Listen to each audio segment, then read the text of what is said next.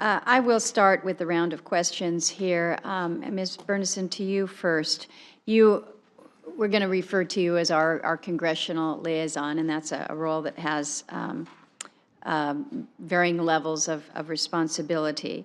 But we recognize that you'll also be responsible for coordinating the department's efforts with state, local, and tribal governments. I know that you're not going to be the only one, but you're going to be an important figure in that.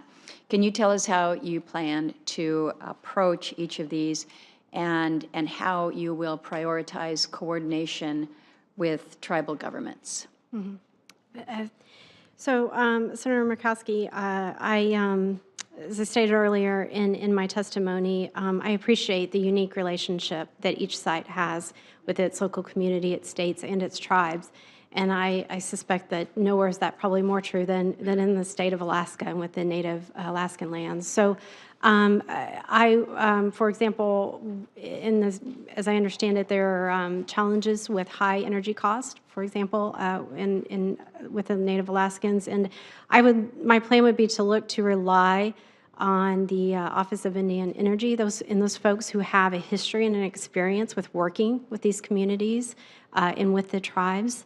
And I also think it's important to make sure that, as you stated, the intergovernmental side receives as much attention as the congressional side. I know from my own personal experience, if we had a Tennessee commissioner or local leader who was unhappy or frustrated in their interactions with the department, we got a phone call in the congressional office or in the Senate office, and that usually resulted in a phone call to the Department of Energy. That is certainly an option and a route to take, but I would hope that I could bring to the position in that the department would be able to engage with those leaders more effectively on the front end so that we could build credibility and trust with those folks. Well, I appreciate that, and I'll look forward to working with you on some of these. We have had some frustration within the Office of Indian Energy, just in not only getting attention to certain issues, but really getting sufficient help for those that are certainly in need of it. So I put that on your radar screen. Thank you.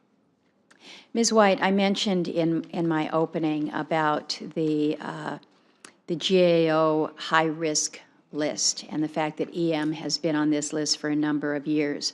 According to GAO, the office, and I'm going to quote here, has struggled to ensure that they have the capacity, both people and resources, to mitigate risks. They have also demonstrated limited progress in contract management, particularly financial management, and have struggled to stay within cost and schedule estimates for some major projects. So that's from the GAO. What actions will you take to address these concerns and move EM off of this high-risk list? Thank you for that question. It's an important one. Mm-hmm.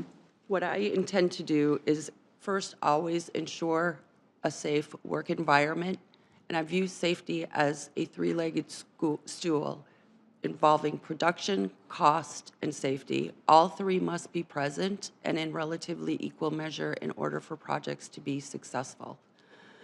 Also, our decision-making.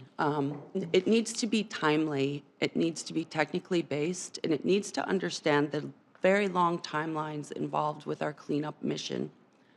Finally, when EM1 makes a commitment or has a milestone, we need to treat them not as options or aspirations, but real commitments that we must live up to. We can also make some improvements, I believe, in the way we contract work and manage our contractors. Well, I know that this is a question that others will have, so I will yield back my time right now and turn to Senator Cantwell.